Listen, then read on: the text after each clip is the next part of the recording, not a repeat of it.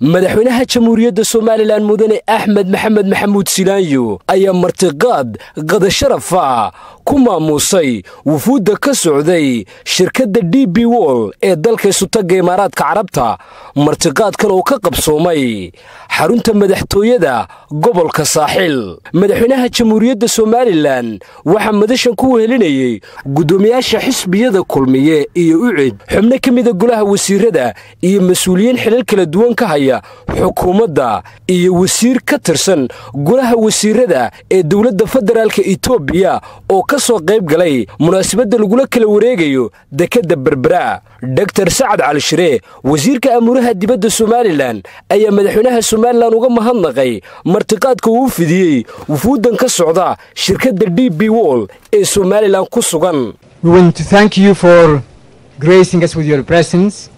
We're very pleased to see you join us in this official dinner of the launch of DP World Berbera.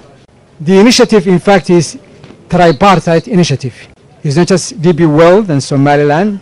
And we have here today the State Minister of Transportation from the Federal Republic of Ethiopia. Abdesa Tadese wasiir dawlaha wasaaradda gaadiidka ee dawladda federaalka Itoobiya ayaa sheegay in maalintani tahay mid taariikhi ah oo lagu kala saxeexday laguna kala wareegay maalgelinta dekada Berbera oo mandaqada Geeska Afrika ahmiyad badan ugu fadhida isticmaalkeeda.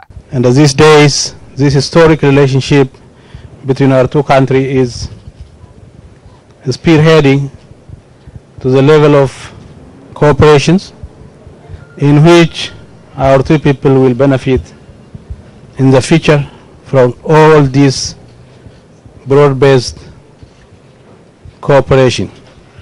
Port development, in which DP World is partnering strategically and investing on constructions, modernization and waanu ku bogaadinayna Soomaaliland iyo Sultanka Imaaraadka Carabta maalgelintan ay suurto geliyeen aadna ugu faraxsanahay mashruucan qiimaha badan ee u soo kordhay mandaqadan aanu ka mid ka nahay. So in this regard the role of the port as far as we are concerned is very essential in motivating trade facilitation and as well as to partner with Somaliland, especially on the development of and the connectivity of the two countries through infrastructure, mainly road and energy services.